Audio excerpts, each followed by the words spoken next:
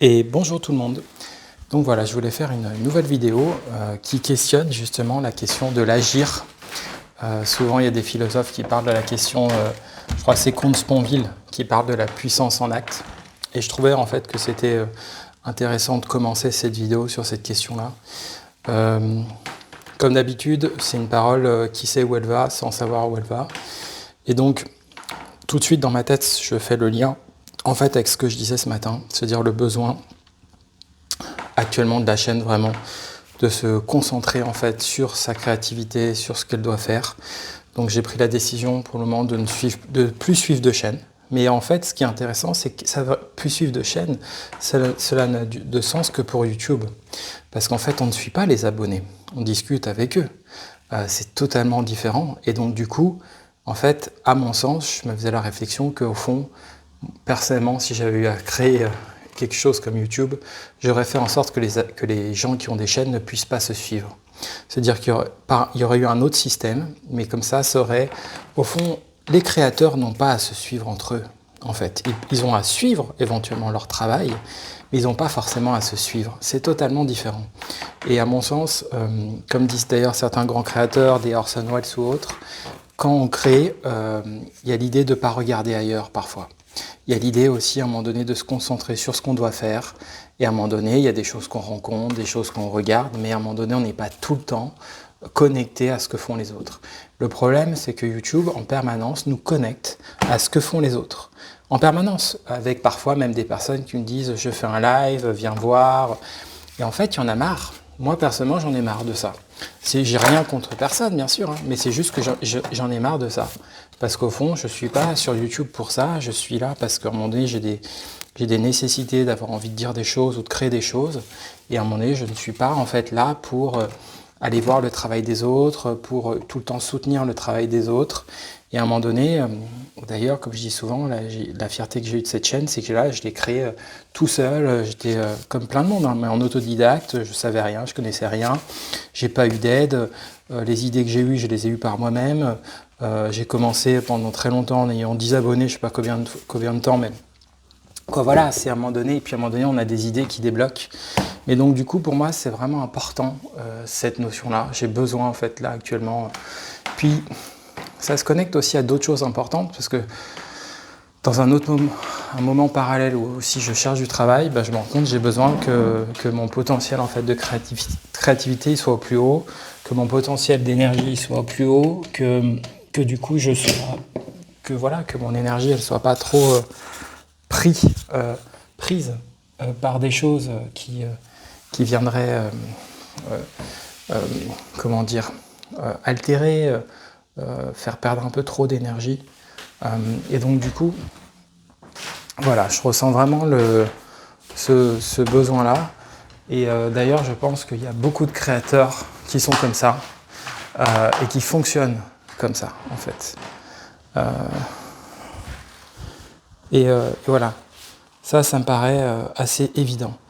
D'ailleurs, de ce point de vue-là, si vous prenez cette création, voilà, c'est ce que fait David Lynch. Hein. David Lynch, à un moment donné, pour créer une création comme ça, il ne va pas se poser 40 000 questions, il ne va pas, suivre le travail de tout le monde à côté pour créer quelque chose comme ça. À un moment donné, il doit s'écouter avant tout. Il doit s'écouter. Donc c'est pour ça que, comme je disais, la question de l'agir, de la puissance, de l'indépendance, de la croyance, pour moi, tout ça c'est relié. Et tout ça, en fait, à un moment donné, forme une énergie. Et alors, bien sûr, il y a plusieurs manières de créer. On peut créer en écrivant, on peut créer... Moi, mon truc, c'est que j'ai besoin de créer par la parole, j'ai besoin de créer par les images, sauf que je ne peux pas être cinéaste. J'ai pas eu le goût de faire une école comme la FEMIS pour être cinéaste. Quoi. En fait, je suis ce que je suis. Donc je crée avec des fragments d'images, je crée avec des fragments de paroles, je crée avec des fragments parfois de perception artificielle de jeux vidéo, mais au fond, j'ai toujours plus ou moins l'impression de créer. Et qu'à un moment donné, j'ai aussi envie que cette chaîne, elle soit perçue comme telle, et pas non plus qu'à un moment donné, je perde une énergie, encore une fois, à être dans du partage incessant, etc. Donc, voilà en gros pour ça, ce que je voulais dire.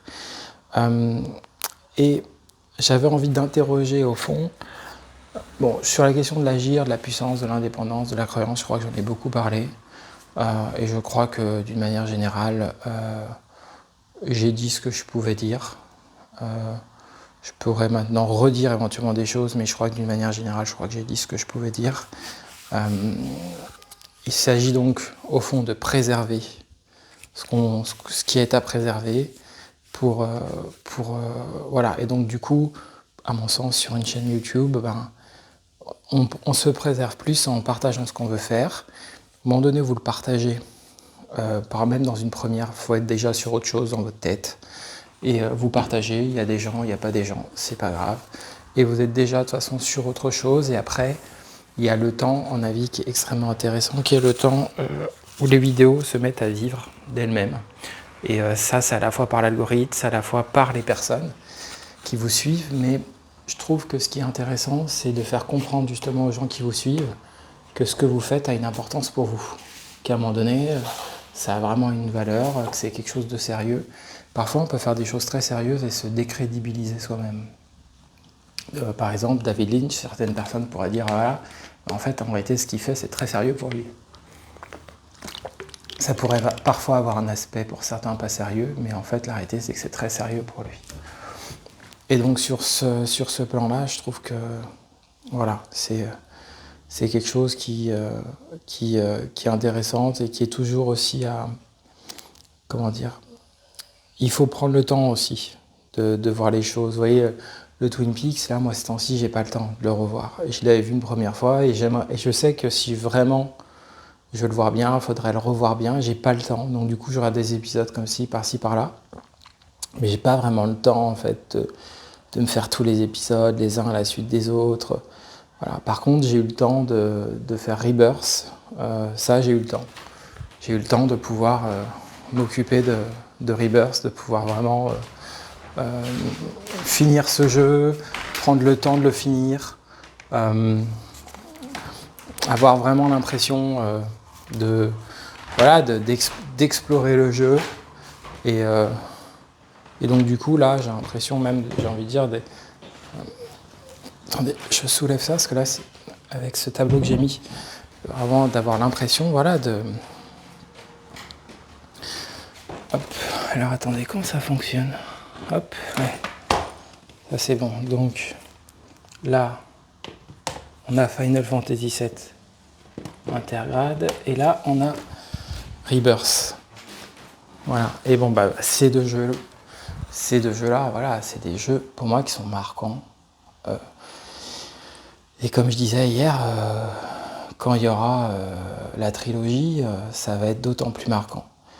Moi, ce qui va compter maintenant pour moi dans la chaîne, c'est il va falloir que ça soit pris par un flow maintenant.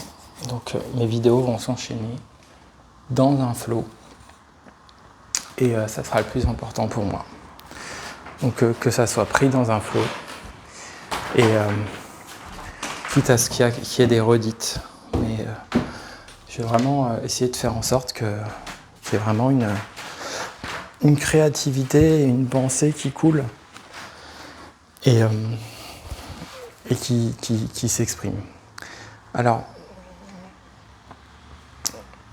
comme je le disais, il n'y a donc pas vraiment de choses nouvelles à dire sur la question de l'agir, de la puissance, sur la question des œuvres. J'ai déjà parlé par le passé, je le referai peut-être un jour, mais de Final Fantasy VII Remake et de Rebirth, à quel point, à mon avis, ça fait partie d'une grande œuvre et que le troisième volet participera de ça.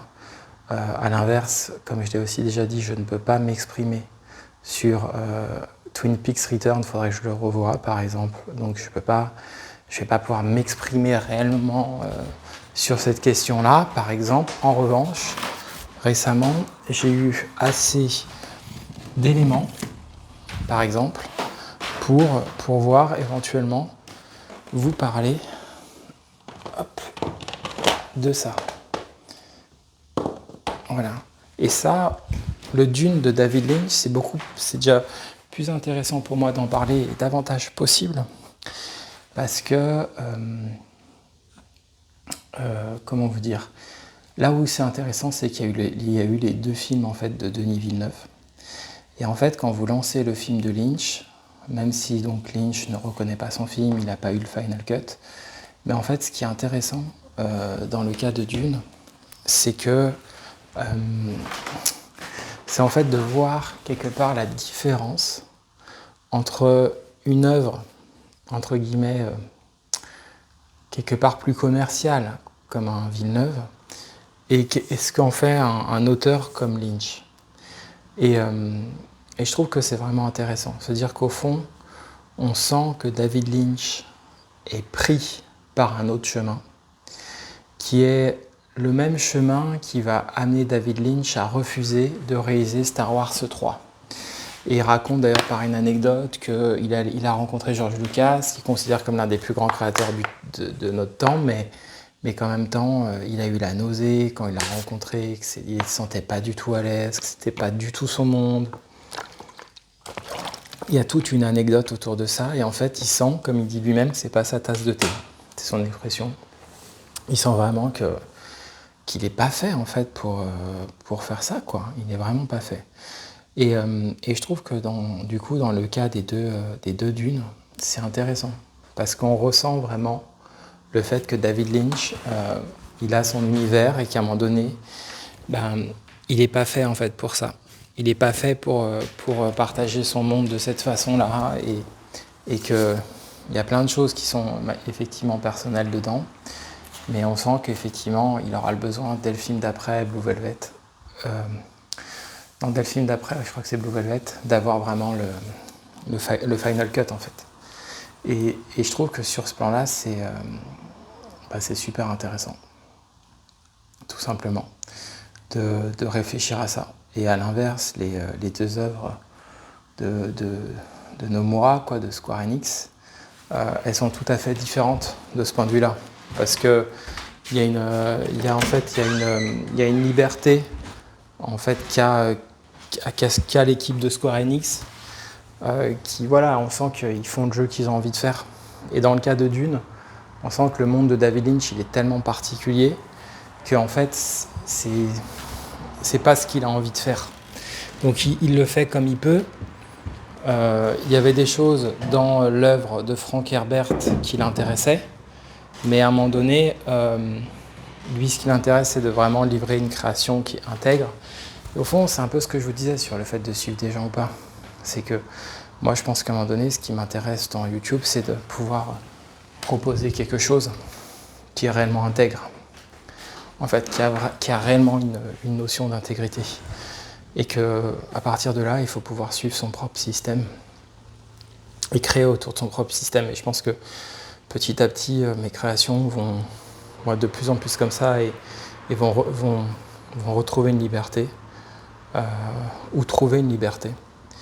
Mais en tout cas, je trouve que sur la question de la liberté, la question du film de Dune, elle est vraiment intéressante. Et elle est aussi intéressante à mettre en parallèle, du coup, aussi, avec les Final Fantasy.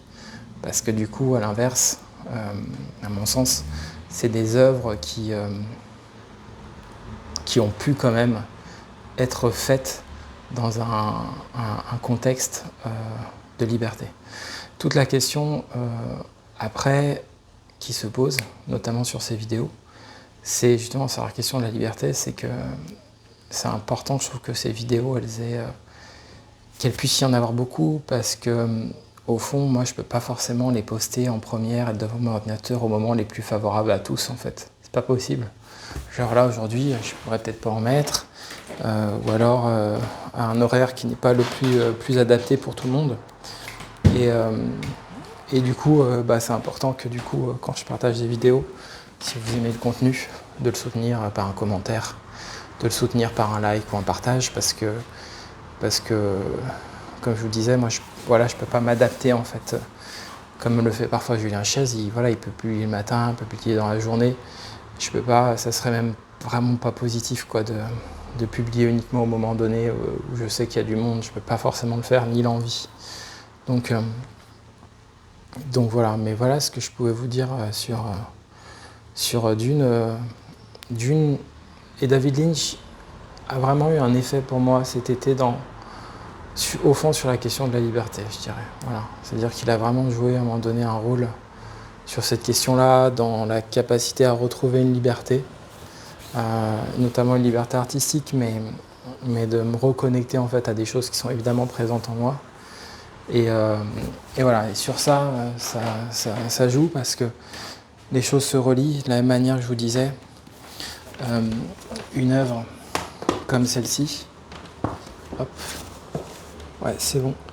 Ben, c'est super violent parce que ça parle justement de l'industrie des jeux vidéo et à quel point en fait, à quel point c'est. D'ailleurs, il y a quelque chose que Lynch dit que j'aime beaucoup et dont je suis d'accord avec lui, c'est la question de l'idée. C'est qu'effectivement, les idées, il faut les laisser venir. Et en fait, vous voyez, par exemple, aujourd'hui, cette idée que j'ai eue finalement, sans m'en rendre compte, d'ailleurs je m'en rends compte à l'instant, mais d'utiliser ce tableau de craie et de présenter les choses comme ça, bah, au fond, je me rends compte que sans m'en rendre compte, c'est une idée. Et au fond, les idées, il faut les laisser venir. Et parfois, on peut être parfois dans des systèmes où nos idées, elles sont parasitées en fait. Et je crois que c'est important, effectivement, de rendre les idées favorables, d'essayer de faire en sorte que les idées qu'on peut avoir aient quelque chose de favorable, de propice, au fond, à se développer. Et je crois que ça, c'est vachement important, d'essayer de faire en sorte de faire ça, en fait. Et de ce point de vue-là, les œuvres de Lynch, c'est-à-dire si on part sur ce film-là, et à la fin, donc, on arrive à ça, bah, on a vraiment en fait le trajet de quelqu'un qui petit à petit a trouvé sa liberté. Et bien sûr, il dira qu'il l'a trouvé tout de suite, je veux dire, il y a eu l'histoire des Razorhead, tout ça, mais nous, en tant que spectateurs, on peut aussi percevoir une évolution, dire qu'il a fait vraiment les œuvres qu'il voulait faire à partir notamment de Blue Velvet avec l'histoire du Final Cut, quoi. Mais il n'empêche, en tout cas, juste dans la cartographie, dans le spectre, on voit vraiment qu'il y a quelque chose qui se libère et qui devient davantage libre. Et ça il peut y avoir ça chez beaucoup de cinéastes, beaucoup de créateurs. Et je pense que ce mouvement-là, il est important. C'est important de trouver ce mouvement-là, d'y être attentif en tout cas. Et de la même manière que lui, pareil, c'est un auteur qui est libre, c'est un vrai créateur. Là, prochainement, il y a son nouveau film Beetlejuice 2 qui va sortir. Et c'est pareil, à mon sens, Tim Burton, c'est un artiste voilà, qui a aussi ce mouvement. Et de ce point de vue-là, c'est pas du tout la même chose que vous voyez qu'un film comme celui-ci, le Blade Runner en fait de Ridley Scott, bah là c'est différent. Parce qu'en fait, à mon sens, Ridley Scott, il a vraiment des très grandes variations. Et du coup, il a peut-être fait un film à un moment donné qui va être culte, considéré en fait comme culte. Mais pour autant, tous les films qu'il aura fait après sont pas forcément... c'est-à-dire que ça va être très relié au scénario, ça va être très relié... C'est pas du tout le même trajet en fait d'évolution de l'œuvre. Il y a quelque chose aussi, à un moment donné, du rapport en fait au scénario. Et ça joue beaucoup. Et c'est comme si on se base sur Christopher. Voilà, si on se base sur Christopher Nolan, bah c'est pareil. Christopher Nolan, pour moi, il est plus proche de Burton ou quoi, parce que il y a quelque chose où l'œuvre se déploie dans un rapport d'auteur, très clairement. C'est comme l'histoire des Kingdom Hearts et des Final Fantasy. il y a quelque chose de l'auteur en fait qui se déploie. Et d'ailleurs, il faudra un jour parler de l'art de Christopher Nolan, mais parce que c'est un art qui est super intéressant. Mais et voilà, et parfois il y a des déploiements qui vont se faire à certains moments. Par exemple, si on prend le cas, où est-ce qu'il est, je voulais vous montrer le Fableman de Steven Spielberg. Est-ce que je l'ai là? Que Steven Spielberg, c'est un bon exemple. Son dernier film, là, The Fableman, exprime bien aussi, à mon sens, cette notion. Il y a quelque chose qui se passe avec ce film, pour lui. Comment tout d'un coup il accède. Et on voit que même s'il y a eu beaucoup d'œuvres, à un moment donné, il y a quelque chose, je le vois pas pour le moment. Il y a quelque chose qui se déplie, qui vient se déplier en fait pour lui. Et ça, c'est beau, quoi. Alors, où est-ce qu'il peut être? Je voulais vous le montrer. Je vais re-regarder. En tout cas, l'art de Nolan, il faudra un jour en parler parce que c'est un art. Voilà. Alors voilà, vous voyez, par exemple, ça tombe bien. J'ai 2 films. Voilà. Donc, ça tombe bien si on prend celui-ci et celui-ci. Donc, vous voyez, on a vraiment de E.T. à The Fableman. On a vraiment la même évolution, c'est-à-dire on sent qu'il y a une œuvre d'auteur qui s'est créée. Aussi dans un certain sens, moi j'ai envie de dire une œuvre de liberté. Et que voilà, et qu'avec The Fableman, il doit avoir bientôt 80 ans, je pense, 78 peut-être, je sais pas. Mais que Fableman, il entre dans une autre sphère. Alors c'est pas les mêmes évolutions, hein. Chacun a des évolutions particulières. David Lynch a sa propre évolution. Chaque cinéaste a son évolution. Et on va se sentir plus ou moins proche de tel ou tel cinéaste. Mais je trouve que ce qui est intéressant, c'est cette notion de l'évolution, parce que je trouve qu'il y a vraiment ce rapport à la puissance, je trouve, à la puissance d'agir. C'est comme ce que je vous montrais l'autre fois entre Kingdom Hearts et Final Fantasy. Voilà, alors peut-être que là c'est indifférent, c'est-à-dire peut-être que dans le cas de Nomura, ce qui est aussi fort, c'est qu'il y a toute l'évolution qui fait à travers Kingdom Hearts en fait. Et ça évolue, et puis Final Fantasy c'est presque comme annexe. Mais voilà, dans le cas de Lynch, du Dune à Twin Peaks Return, c'est quand même assez étonnant. Dans le cas de Spielberg, de E.T. jusqu'à Fableman, c'est aussi assez étonnant. Donc voilà, sur ces choses-là, je trouve que c'est hyper intéressant de pouvoir réfléchir à ça. Miyazaki, on peut faire la même réflexion, hein. Ce qui s'est passé avec Le Garçon et le Héron, c'est pareil. Donc voilà,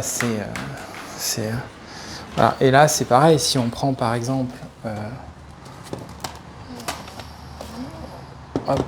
Metal Gear Solid 2 et Death Stranding d'Hideo Kojima, pareil, on voit qu'il y a une évolution. Et après, ce qui est intéressant, c'est à un moment donné d'essayer de penser l'évolution. Dans quelle mesure, en fait, il y avait déjà des indices dans Metal Gear Solid qui pouvaient donner... En fait, il y a déjà des indices dans Metal Gear Solid qui peuvent amener à Death Stranding.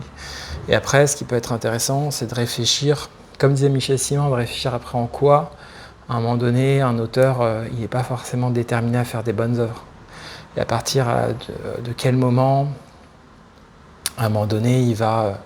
voilà, est-ce qu'il peut se fourvoyer? Est-ce que, vous voyez, d'interroger sur le fait, est-ce que dans Death Stranding, il y a des choses qui sont moins réussies? Est-ce qu'il y a des choses que sont ces œuvres d'avant avec que Death Stranding tout d'un coup perd? C'est bon, voilà, c'est Ça, c'est des choses, je pense, qui viennent se questionner. Après, dans le cas des mangas aussi, je pourrais montrer ça. Mais en tout cas, dans le cas de Kojima, je trouve que c'est intéressant d'essayer de réfléchir à ça. Moi, Death Stranding, c'est un jeu que j'ai pas fini. Faudrait que j'essaye de le reprendre. C'est aussi un jeu qui m'a, je dois reconnaître, un peu ennuyé sur certains aspects. Donc voilà, il faudrait retrouver un petit peu la motivation pour pouvoir se lancer dans le jeu.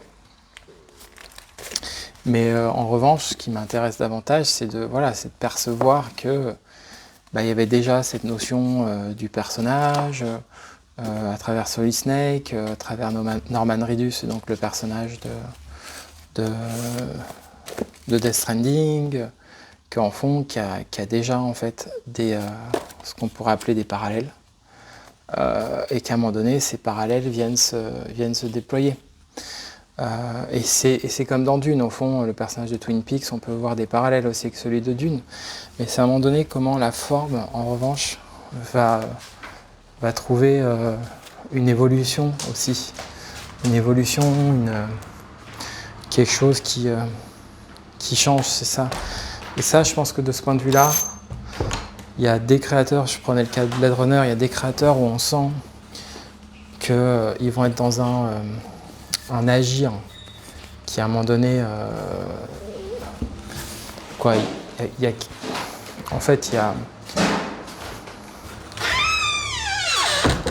y a quelque chose en fait qui va se bloquer et puis d'autres qui vont pas en fait être pris par ça et voilà, ça c'est des choses en fait qui sont vraiment du côté de la création. C'est aussi très subjectif. Il y a des gens qui vont considérer que Death Stranding c'est une œuvre extraordinaire. Après on arrive toujours à la question de la critique. Moi par exemple, si on me demandait si Death Stranding est une œuvre extraordinaire, je ne trouve pas. Mais après voilà, c'est un ressenti parmi tant d'autres et il s'agit après de pouvoir en parler, de pouvoir dialoguer, de pouvoir faire des vidéos pour expliquer des ressentis.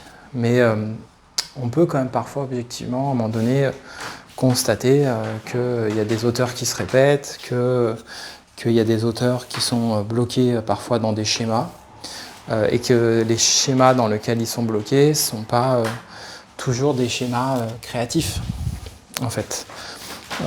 Dans le cas, par exemple, de Dune, ce qui est impressionnant, je trouve, dans le cas de Dune, c'est qu'on voit que Lynch a trouvé un chemin d'évolution qui est le sien, qu'on aime ou qu'on n'aime pas, mais il a trouvé un chemin en fait d'évolution.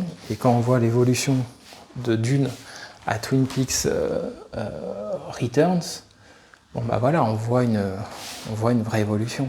C'est évident. On voit quelqu'un qui a avancé dans la création. Et je pense que cette question d'avancer dans la création, de la liberté, c'est intéressant de réfléchir sur ça.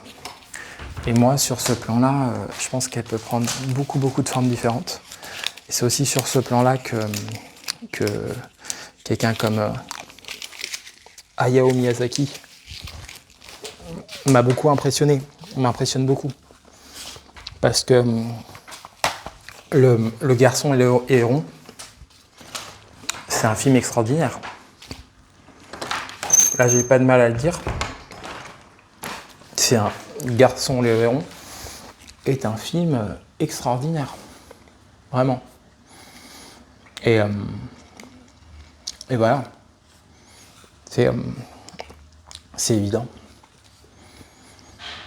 Et d'ailleurs, je pourrais m'arrêter presque sur chaque œuvre dont je parle. D'ailleurs, je le ferai parce que, comme je suis sur YouTube, qu'il faut faire des temps de visionnage de toute façon. Je préfère être franc. Moi, mon but, c'est d'avoir plus de temps de visionnage aussi.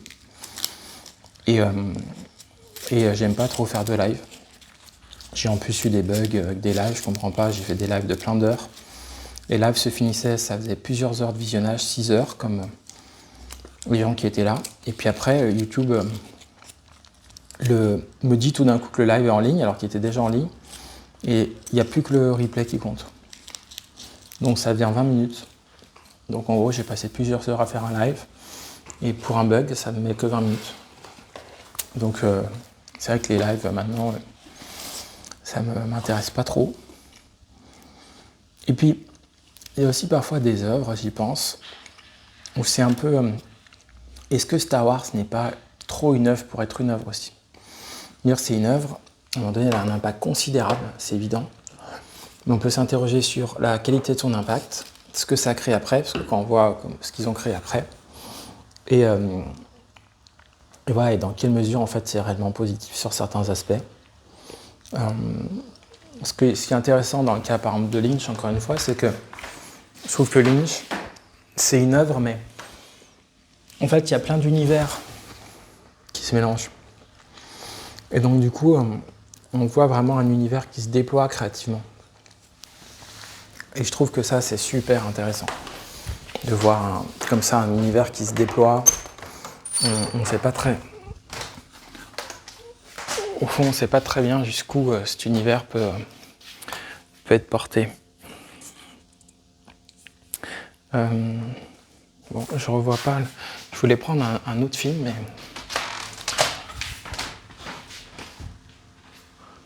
je trouve pas. Mais en tout cas, voilà, pour moi, il y a vraiment cette notion-là. Alors après, voilà, dans le cas de Spielberg, l'œuvre de Spielberg en soi, ce qui est drôle, c'est qu'à la fin de Fableman, il utilise David Lynch pour incarner John Ford. Et dans le cas de Spielberg, on est dans autre chose. On est dans un autre type d'œuvre. Tous les films qu'il a fait, c'est énorme en fait. Il en a vraiment fait beaucoup. Moi, j'en ai pas énormément. Il y a le Ready Player One. Et je crois bien aussi que voilà, j'ai celui-ci. Voilà. En fait, après, chaque œuvre a ses qualités. Mais je trouve qu'il faut pouvoir du coup aussi reconnaître parfois les qualités de liberté de certaines œuvres, en fait. Et d'essayer vraiment de penser, en fait, les qualités de liberté de certaines œuvres. Et je trouve que ça oui, je trouve que c'est quelque chose qui est extrêmement intéressant à faire. D'essayer de penser ça. D'essayer de penser les qualités de liberté des œuvres. Les qualités d'évolution, mais encore une fois, dans le cas de Lynch, je trouve qu'il diffuse une vraie qualité de liberté. Et c'est au-delà du contenu, en fait. Il y a quelque chose de la liberté. L'un des autres grands cinéastes de la liberté, c'est Terrence Malick. Hop. Hop. Voilà. C'est Terrence Malick. Et ce qui est intéressant, c'est que Terrence Malick, c'est quelqu'un comme Lynch qui a eu une Palme d'Or, parce que Lynch a eu la Palme d'Or pour Tree of Life, et pour Sailor Lula, pardon. Et Terrence Malick a eu la Palme d'Or pour Tree of Life. Donc voilà, c'est deux cinéastes qui ont une Palme d'Or. Alors moi, ce film-là, de Malick, j'en ai d'autres. Il y en a d'autres chez mes parents, par contre, mais là, je suis chez moi. Et voilà, c'est un cinéaste majeur. Ce qui est rigolo, c'est que Terrence Malick et David Lynch ont fait partie de la même promotion à une école de cinéma. Je ne sais plus de quelle ville c'est déjà. Et ils ont été aussi avec le cinéaste Paul Schrader, voilà, qui a fait The Gardener, je crois. The Master Gardener récemment. Et donc voilà, c'est extrêmement intéressant, je trouve, et drôle de se dire que ces deux grands cinéastes ont été ensemble dans la même promotion. Et indéniablement, Terrence Malick est aussi un très grand cinéaste de la liberté, en fait. Après, toute la question, c'est aussi d'interroger cette notion de liberté.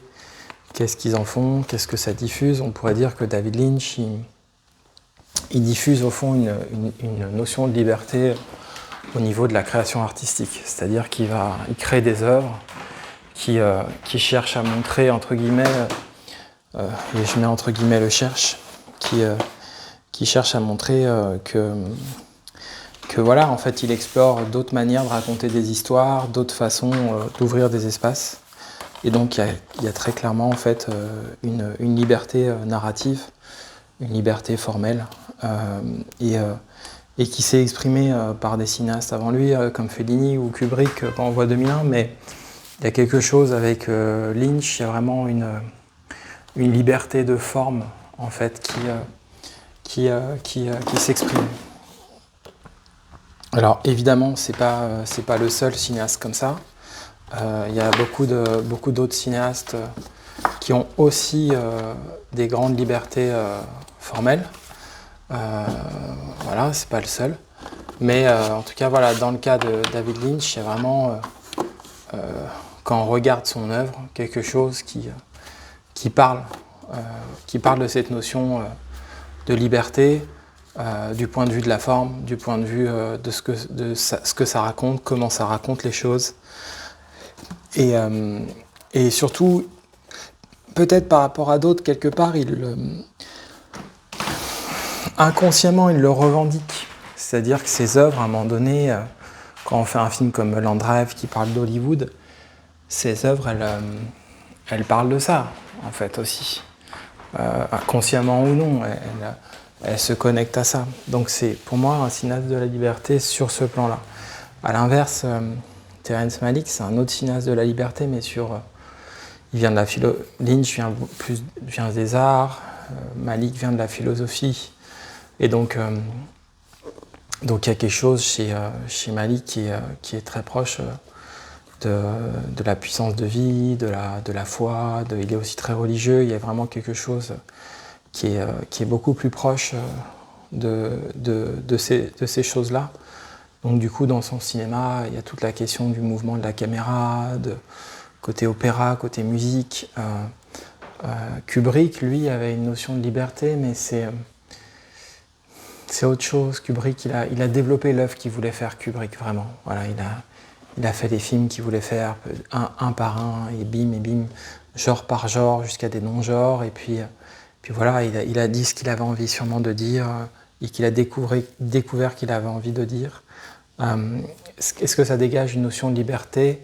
C'est autre chose, c'est un homme du réalisme, c'est un cinéma aussi cerveau, c'est encore autre chose. C'est comme le cinéma d'Akira Kurosawa, pareil, Akira Kurosawa, voilà. Mais il y a parfois en tout cas des mouvements de liberté dans certaines œuvres qui sont extrêmement intéressants. Après, là, moi, je vous parle de manière générale. Bien sûr, je pourrais vous dire, voilà, moi, ce que je préfère, etc. Mais bon. Et je voulais vous parler de lui parce que, en fait, Oda, Eiichiro Oda, avec le manga One Piece, ce que je trouve extrêmement intéressant, c'est qu'en fait, dans le dernier volume, il y a justement quelque chose de la liberté qui est extraordinaire, je trouve. Et c'est relié au personnage de Shanks, je ne vais pas vous spoiler. Mais à un moment donné, dans le manga, qui est déjà un manga pourtant qui est pris par énormément de mouvements, etc., il se passe quelque chose. Où tout d'un coup, en fait, le personnage va réagir extrêmement vite à une situation. Il va aussi se servir d'un pouvoir qu'il a pour réagir. Et tout d'un coup, Oda exprime une très grande liberté formelle à ce moment donné-là. Et je trouve que c'est passionnant à ressentir, à voir ce passage dans le manga. D'ailleurs, moi, par rapport à ma chaîne, les fragments jouent beaucoup dans cette notion de liberté. Ils comptent beaucoup. C'est-à-dire ils ont vraiment une vraie part, une vraie capacité à créer de la liberté pour moi, à créer du mouvement. Au-delà du coup aussi des vidéos parlées, de tout ça, il s'exprime ça. Après, il y a aussi d'autres auteurs qui sont des auteurs différents, qui eux vont travailler la question de liberté, mais cette notion-là, elle est, comment vous dire, elle est très variable en fait, selon chaque créatif. Alors, je vais faire une petite pause. Hop. Et je reviens un peu de temps.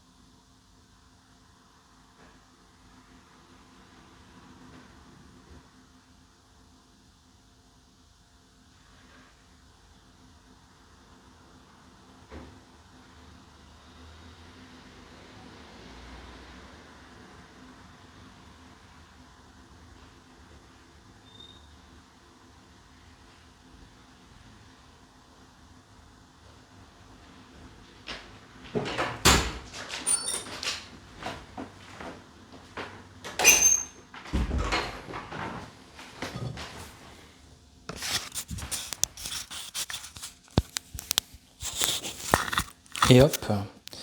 Bon bah voilà, écoutez, c'était intéressant ce petit interlude.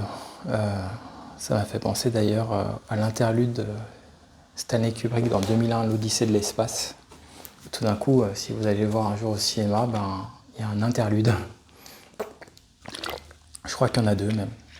Et ça m'a permis un peu de réfléchir et de me dire que je crois que je vais arrêter cette vidéo-là.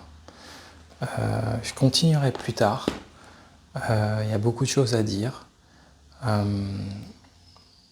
Puis vraiment, ça m'a apparu que c'était une vidéo donc, sur la question de la liberté, qu'il y avait beaucoup de choses à dire. Et que je crois que j'aimais bien l'idée de l'arrêter là. Comme d'habitude, si la vidéo vous plaît, n'hésitez vraiment pas à la liker, la partager, à mettre des commentaires, à partager aussi votre avis sur la question de la liberté. Bien sûr, je vais continuer à faire des vidéos sur cette question-là. Là, il y a pas mal de vidéos au fond. J'en ai pas en stock, mais voilà. Comme je vous le dis aussi d'habitude, chaque vidéo, c'est pour moi en fait un acte de création. Donc, je n'ai pas une manière de faire des vidéos avec un sujet d'avance. Je découvre aussi souvent les choses. C'est comme un tournage en fait. Vous voyez, là, ça a commencé avec ce tableau de craie et puis les choses se construisent des unes à la suite des autres. Mais voilà, donc voilà, n'hésitez vraiment pas à soutenir ce travail. Comme je le disais aujourd'hui et hier, pour moi, tout a démarré avec cette histoire de vidéo d'hier que j'ai sûrement pas partagée au bon moment, ou de la bonne manière, ou où j'ai peut-être pas compris au fond ce que renfermaient mes actions quand je partageais des choses pour culture. Et que du coup, ça m'a fait prendre conscience que j'avais peut-être besoin effectivement de me recentrer, de me centrer vraiment sur l'essentiel de cette activité. Et puis toutes les autres choses autour que j'ai à faire, évidemment, que je continue de faire, mais que j'avais sûrement vraiment besoin de me focaliser voilà, sur l'essentiel de cette activité. Et donc ça n'enlève pas du tout le fait que j'irai parfois voir vos chaînes, que je peux apprécier vos chaînes. Mais je crois que quand on est un créateur de contenu, on n'est pas exactement pareil que quand on est un abonné ou un simple viewer. Et donc du coup, suivre d'autres créateurs de contenu, ça me paraît pas forcément si évident. Parce que je crois qu'il faut pouvoir laisser assez intact sa liberté, son énergie, sa créativité. En revanche, les créateurs de contenu peuvent se soutenir en allant voir les vidéos de ce que font les collègues, parfois, mais du coup de la bonne manière. Comme le dit mon collègue Brocors, j'aime bien, il dit souvent que c'est important quand on va voir le contenu de quelqu'un d'aller vraiment le voir. Et que sinon, ça n'a pas vraiment d'intérêt. Le geste n'est pas le même. Et je crois que vraiment, ça c'est important, le sens du geste. Je remercie à tous ceux qui, depuis plus de 3 ans, parfois ont soutenu la chaîne. Je trouve qu'il y a eu beaucoup de compréhension, surtout que j'ai quand même un côté un peu atypique, pas toujours simple. Et je trouve qu'il y a eu beaucoup de compréhension. Je sais aussi en même temps que je suis quelqu'un qui a pas mal donné et partagé pour les autres. C'est pas, je sais par lucidité que c'est pas toujours fréquent des personnes qui ont plus de 1000 abonnés et qui partagent parfois le contenu d'autres chaînes, soit avec peu d'abonnés, soit même avec beaucoup d'abonnés d'ailleurs. Mais que je sais que ça fait partie aussi de mon caractère. Mais je sens aussi aujourd'hui que, voilà, que je dois vraiment pouvoir me focaliser sur l'essentiel de cette activité, surtout qu'en me focalisant sur cet essentiel, je percevrai mieux vraiment ce que je veux faire, mes forces, ouvrir les choses. Faut pas oublier que c'est une chaîne qui a commencé au départ dans un silence, suite à une activité d'enseignement où il y avait eu énormément de paroles. Et là, aujourd'hui, elle se recrée autrement. C'est amusant aussi, forcément, de percevoir le tableau de craie et la manière de présenter les œuvres, mais en même temps, je sais que culture est un ensemble, comme je vous disais. Les gens qui suivent ce projet, ils sont pour plein de raisons différentes. Il y a des gens qui, je le sais, ils sont juste pour les shorts, qui comptent beaucoup pour moi. D'autres vont y être pour d'autres raisons. Il y a même eu par le passé des gens qui étaient juste pour l'espace communauté et l'écriture. Donc, je pense à une personne en particulier, donc, que je n'ai pas vu depuis longtemps d'ailleurs, mais voilà. Donc voilà, chacun y est pour des raisons différentes. Moi, là, ce qui est important, c'est que je sais que j'y suis pour une raison qui m'est propre, personnelle, profonde, dont je comprends les paramètres et pas tout le temps. Mais ce que je sais, c'est que j'ai envie de continuer. C'est quelque chose qui compte pour moi. Si cette chose, à un moment donné, est du côté justement de la puissance de vie, de l'ouverture, un petit peu à l'image de tous ces cinéastes dont j'ai pu un peu parler aujourd'hui et dont je continuerai à parler toute ma vie, je pense, en tout cas toujours, parce que ça fait partie de ma vie, et tout en créant, tout en continuant à tracer des lignes, que ça soit dans l'art, les jeux vidéo, la philosophie, la poésie, la danse, peu importe. Vive la création, vive YouTube aussi, parce que c'est quand même un espace de partage assez extraordinaire. Pour avoir eu par le passé un blog, avoir connu en tout cas ce genre d'espace, c'est pas comparable. Il y a une ouverture ici qui est beaucoup plus grande, et à mon sens beaucoup plus vaste, avec un potentiel beaucoup plus grand. Donc voilà. Prenez soin de vous, et puis je vous dis à bientôt.